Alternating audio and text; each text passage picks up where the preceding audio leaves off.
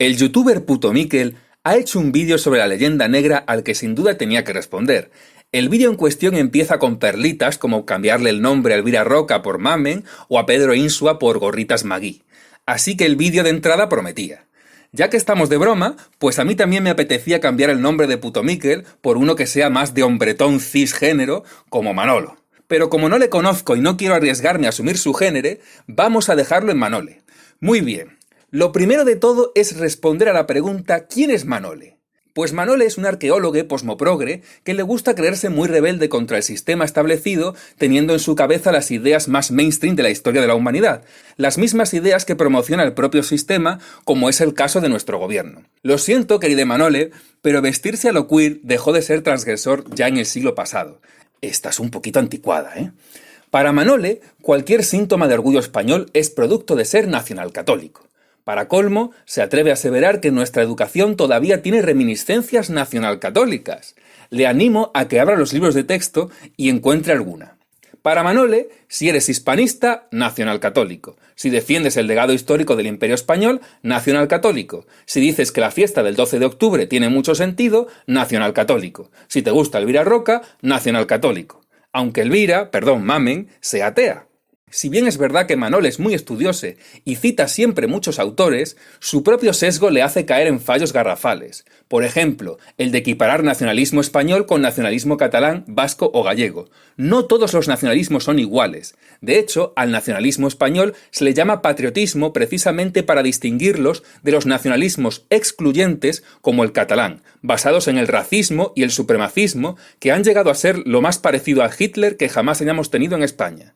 En tus vídeos se te ve el plumero perfectamente cuando dices que todos los nacionalismos son malos, pero que vas a hacer un vídeo en contra del nacionalismo de Vox porque es más urgente. Ya claro, el nacionalismo lleva desde la muerte de Franco gobernando en Cataluña y Baskonia con partidos fundados con pilares racistas, misóginos y ultraconservadores como PNV o CiU, y ERC está hoy en auge, siendo un partido que en los años 30 tenía vinculaciones con el fascismo y el nazismo, pero lo urgente es ir contra Vox. Es más, dice incluso que le gusta que ciertos políticos de EH Bildu tienen un discurso inclusivo. Ya claro, ¿y qué será lo próximo? ¿Vas a hablar de terrorismo inclusivo? Ese discurso nada más sirve para captar el voto de aquellos que sean originarios de otras partes de España para que se transformen en tontos útiles de su nacionalismo excluyente. Para colmo, Manole cita autores como Ramiro de Maeztu para sostener que sí que hay nacionalismo español construido en torno a la cuestión racial. En este sentido, no sé si engaña o ignora, puesto que el concepto de raza de Maeztu no tiene que ver con el que tenemos hoy. Precisamente es un concepto totalmente alejado del racismo, ya que este autor, como todos los hispanistas, defiende que la hispanidad no es una cuestión de raza blanca o indígena, sino de la cultura del pueblo hispano, todo mezclado, el cual no está unido por vínculos raciales, sino culturales como la religión. En otras palabras, Maeztu defiende justo lo contrario de lo que Manole da a entender. Luego también se permite valoraciones profundamente profesionales, como decir que Pizarro es un cabrón e hideputa. El mismo Pizarro que fue uno de los conquistadores que más se preocupó por el bienestar de los indígenas, llegando al punto de redactar unas ordenanzas para protegerles de todo el abuso del que pudieran ser víctimas. El típico cabrón, vaya. Manole también cree que levantan pollas al decir que la cultura musulmana andalusí influyó en la posterior cultura española. Y si bien es verdad que hay aspectos de la cultura árabe, por ejemplo, en palabras de nuestra lengua, su herencia cultural queda en un segundo plano en comparación con la romana o la que vino después de la Reconquista. Precisamente hoy España es un país de mayoría católica, religión que instauran los romanos como oficial, y el derecho que hemos tenido es el derecho romano, no la sharía ni nada árabe. Y nuestra lengua, aunque tenga palabras árabes y anglicismos también, es latina. Lo cierto es que lo que has mencionado que hemos heredado de los andalusíes es bastante poco para 800 años y algunas cosas un tanto forzaditas. Si te paras a pensarlo, hemos absorbido más de la cultura de Estados Unidos en 30 años que del andalusí tras 800 años. La herencia andalusí apenas te ha dado para un sketch de Monty Python. Y por cierto, ¿sabes qué sería transgresor de verdad? Que hicieras ese mismo sketch con todo lo que le debemos a Franco. Pero aparte de los embalses, las industrias, los pueblos nuevos, la Biblioteca Nacional, la ampliación de la seguridad social, los hospitales o universidades que algunos todavía usamos hoy, ¿qué ha hecho Franco por nosotros? Imagina, Manole, lo perdido que estarías en la vida si el franquismo no te hubiera dado tu palabra comodín favorita para todo: nacionalcatólico. Admítelo, Franco ha influido más en la personalidad que tienes hoy que la cultura andalusí. Manole tampoco sabe lo que es un imperio generador, e intenta desacreditar el término por los abusos cometidos, por ejemplo, por el general Weyler en Cuba. Imperio generador no significa que todo fuese paz y armonía, y no se cometiese ningún crimen. Simplemente es la diferencia entre conquistar un territorio y convertirlo en provincia o convertirlo en colonia de explotación. Porque entonces Hispania sería una colonia de Roma. Además, la España del siglo XIX, en la que vivía el general Weyler, ya ni siquiera era un imperio. Pero bueno, podrías haber hablado de que España implantó uno de los primeros sistemas educativos públicos de Asia en Filipinas. Pero claro, eso ya es demasiado nacionalcatólico para ti. Los intelectuales españoles del XIX y principios del XX no es que estuvieran a la defensiva, sino que todos los males sobre España que denunciaba la prensa europea en aquel momento también sucedían en el resto de Europa. Pero ahí ya no se denunciaba tanto. Ciertamente la leyenda negra se estaba repitiendo. Mientras los protestantes en el siglo XVI alcanzaban récords de quemar brujas, la propaganda de la época solo se centraba en España, que fue precisamente de las que menos mató por brujería con muchísima diferencia. Lo mismo sucedía en el siglo XIX o principios del XX, cuando otros países de Europa ya tenían campos de concentración en sus colonias y hasta zoológicos humanos. Pero las cosas solo son malas y bárbaras cuando las hace España. Y es exactamente lo mismo que sucede ahora y en lo que Elvira Roca tiene toda la razón. Sobre España pesa el tópico de ser un país latino, poco serio, y por eso tiene la deuda tan alta. Es un pig lleno de vagos. Sin embargo, Islandia se endeuda más que España, y encima no paga, y todos se quedan obnubilados con el milagro islandés. Si lo hace Islandia, es heroísmo y valentía contra el sistema. Si lo hace España, es puro panderetismo. La tesis es cierta. La distinta vara de medir sigue tan latente hoy como en el siglo XVI. Llámalo leyenda negra, llámalo como te dé la gana, pero sigue siendo así. El mismo Manuele dice que este tipo de falsos tópicos sobre el sur de Europa se justifican en la gestión económica de los últimos 150 años en estos países. Y no es así en absoluto. Primero, que los tópicos contra el sur de Europa son muy anteriores. Montesquieu llamaba vagos a los españoles en sus cartas persas. Y ojo, no a los latinos en general, solo a los españoles. Pero eso lo obvias porque te interesa menos. Y yo me pregunto, ¿por qué los alemanes no tienen fama de informales y pícaros cuando son ellos los que no han pagado una deuda mientras que España las ha venido pagando todas? Pues no sé, a lo mejor los tópicos falsos de la propaganda antiespañola pueden tener algo que ver. Y nadie niega que esa propaganda incluya todo el sur de Europa, puesto que la propaganda siempre ha sido anticatólica en general y antiespañola en particular. Luego, nuestro querido Manole intenta desacreditar el libro de leyenda negra de Julián Juderías porque estaba escrito para un concurso que buscaba un texto que recuperase alguna gloria de España o desmintiera algún mito negativo sobre ella. Si Newton hubiera presentado su teoría de la gravedad en un concurso esotérico, ¿le quitaría eso la razón? Luego suelta que el libro de Juderías, que no tiene contexto, y suelta algún chascarrillo sobre que tiene que ir al psicólogo, y ya está. Que di de que poco aguante. Manuele pretende quitarse un libro de 400 páginas de encima sin un solo argumento en su contra, nada más un pequeño chascarrillo sobre que Juderías era tan español que murió de gripe española. De esa gripe que, por cierto, nunca fue española. Y ya está. Desde luego, no da muestra alguna de haberse leído el libro, ni siquiera algún resumen de Rincón del Vago. Pero bueno, luego utilizó una cita de un tal Villanueva que parece que sí que se lo leyó y que nos la tenemos que creer porque sí, puesto que en este vídeo Manuele no da absolutamente ningún ejemplo de lo que dice y nada más utiliza adjetivos gratuitos como propaganda patriotera. Y no digo que Juderías no tenga cosas por las que pueda ser criticado, pero aquí Manuele no exhibe absolutamente un solo argumento que sostenga su postura y tampoco habla de los aciertos que tuvo Juderías, ya que admitir que acertó, aunque sea en alguna pequeña cosa, sería una nacionalcatolicada que jamás se permitiría. Oye Manuele, para ponerte así de chulita cuando hablas, necesitas dar un poco más de ti, ¿eh?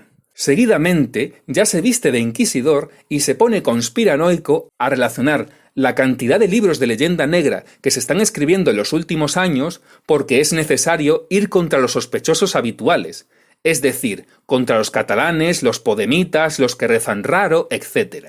Estoy seguro de que Roca Barea estuvo inspirada para escribir sus libros porque su máximo objetivo en la vida es ir contra los catalanes podemitas que rezan raro.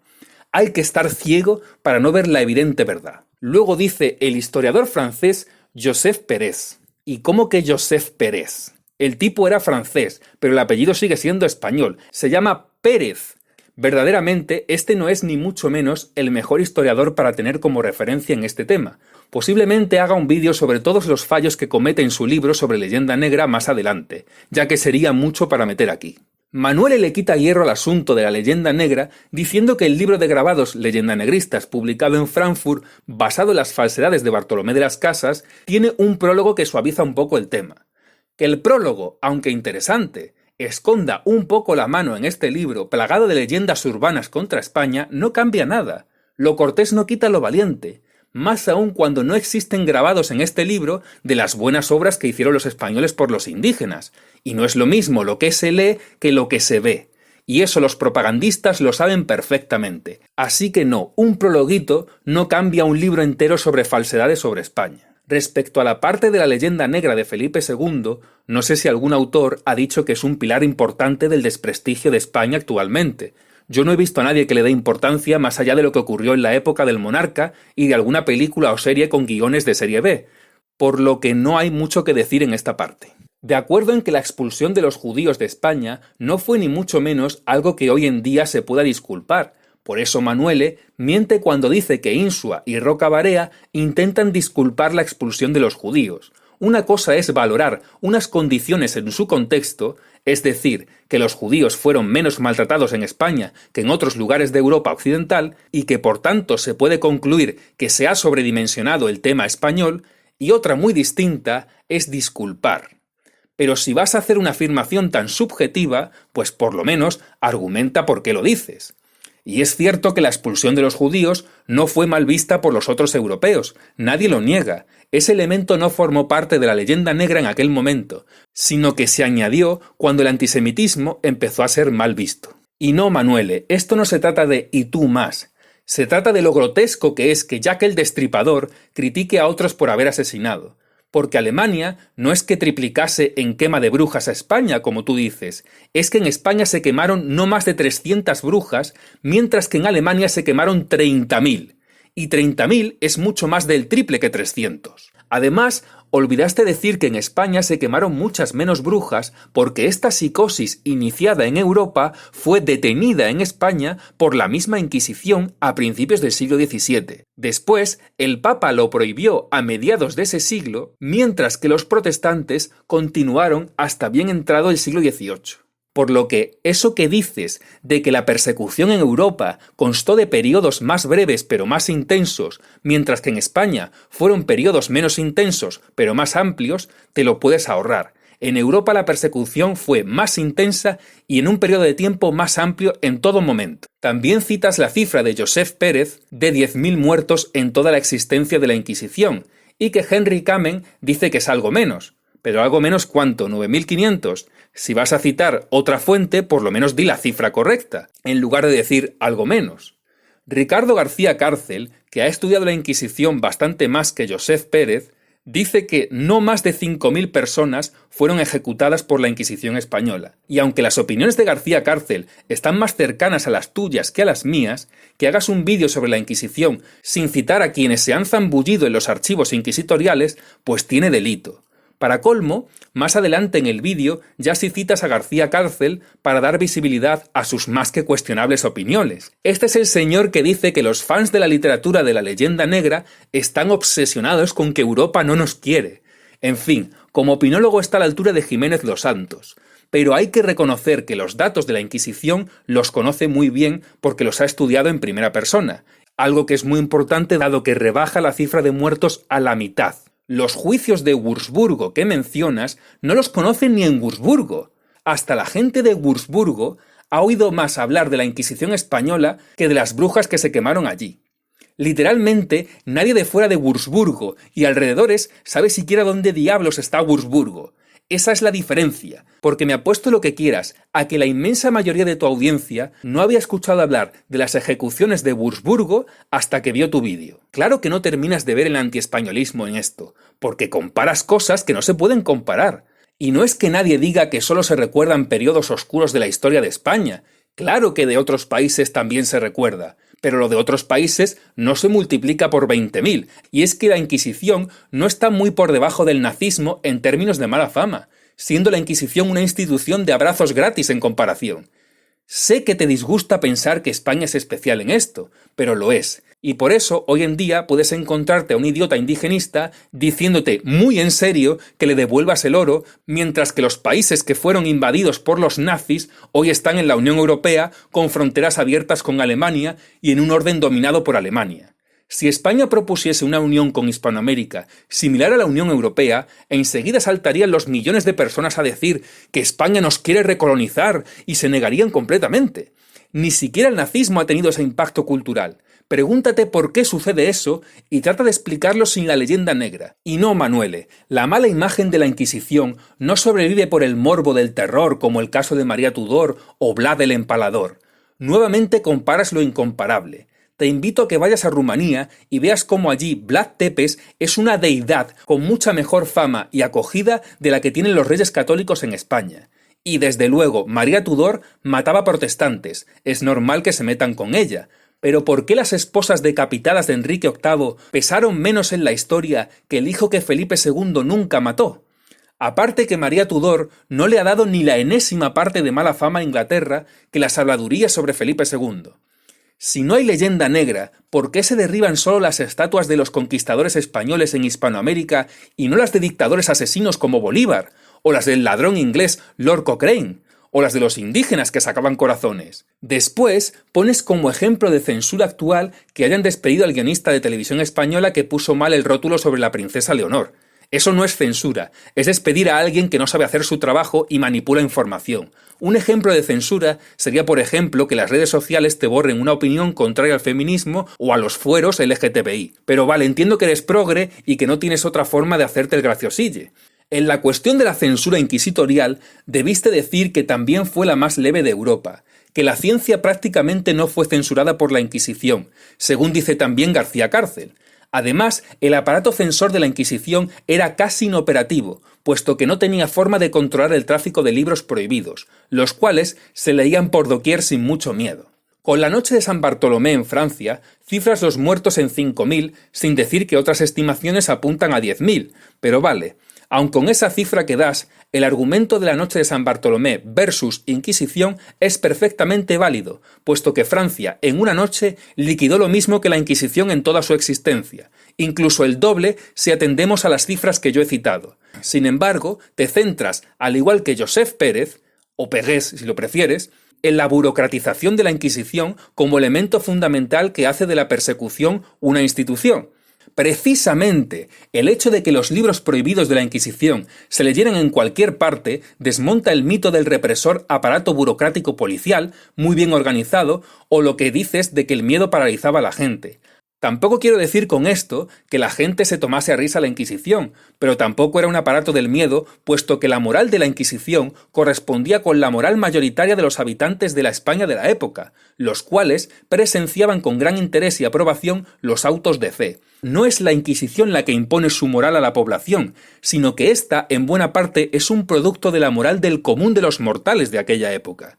Incluso puede que hasta la gente hubiera querido una Inquisición más represiva que persiguiera a todos los judíos en general y no solo a los falsos conversos. No hay que minusvalorar el papel de la Inquisición como dique de contención para la ira de la justicia del populacho, que ésta sí que es severa. Es la naturaleza burocrática de la Inquisición lo que hacía que ésta fuera más meditada y por tanto menos mortífera. No era como en otros lugares de Europa, donde la menor burocratización abrió la puerta a una mayor arbitrariedad y una menor seguridad jurídica. La Inquisición representaba el opuesto a, por ejemplo, Lutero. La Inquisición representaba un juicio, con unos procedimientos muy concretos, mientras que Lutero representaba la visceralidad de un discurso contra los judíos, las brujas o los campesinos que contribuyeron a dar lugar a decenas de miles de muertos. La Inquisición centró la sospecha en un determinado grupo y necesitaba de investigar para sostener sus condenas. Estos procedimientos en otras partes de Europa eran menos rigurosos y a veces hasta obviados, haciendo precisamente que las sospechas y acusaciones crearan una psicosis persecutoria mucho mayor que en España.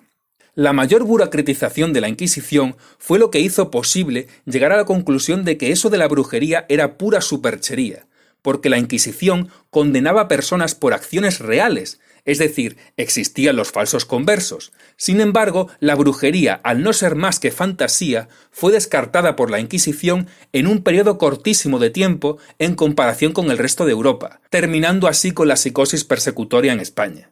En este aspecto, Josep Pérez se equivoca al no ver la enorme ventaja que suponía que la Inquisición fuera burocrática y no visceral, y en reducir la Inquisición a un antecedente del totalitarismo. Luego, Manuele dice que unos judíos mallorquines llamados chuetas recibieron una condena por parte de la Inquisición a finales del siglo XVII, y que ello dejó marcadas a las generaciones posteriores de estos chuetas hasta el punto de que fueron asaltados más de un siglo después, en la década de 1820.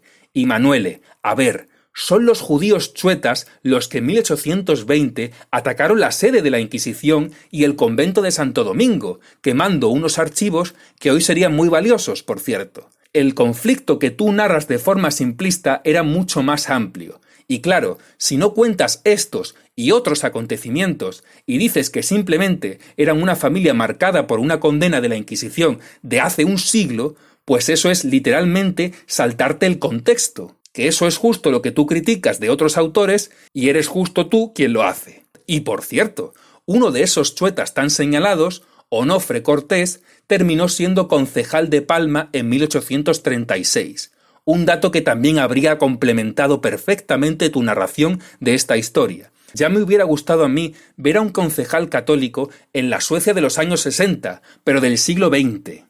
España fue el país que más tiempo tuvo un tribunal como la Inquisición y, sin embargo, la discriminación antisemita o contra otras religiones en el siglo XX fue infinitamente menor que la de Alemania o Suecia. ¿Cómo explicas eso? Respecto a lo que dice Stanley G. Payne sobre que la Inquisición reforzó el antiintelectualismo y demás, es completamente falso, y Pedro Insua tiene razón al criticarlo. Y si no lo crees así, Manuele, explícame por qué el Siglo de Oro español y la Escuela de Salamanca, protagonizada por algunos de los mayores genios del mundo en aquel momento, existieron justo cuando la Inquisición vivió su siglo de mayor actividad. Posteriormente ya se te va la pinza y empiezas a elucubrar para forzar la relación entre la atea Elvira Roca y el nacionalcatolicismo, nada más porque tienes la necesidad de usar ese adjetivo comodín que tanto te gusta. Por cierto, lo de relacionar España con el catolicismo existe mucho antes que el nacionalcatolicismo, y ahí tienes al propio Lutero, que hace esa relación, y de ahí las tesis de Elvira Roca al relacionar los ataques al catolicismo con los ataques a España. Pero eso a nuestro querido Manuele no le importa. La culpa es del orientalismo, claro que sí. De todos los países en la historia se ha hablado mal, pero de ningún país se ha creado una ideología como la que existe contra España, y el indigenismo es un gran ejemplo de ello.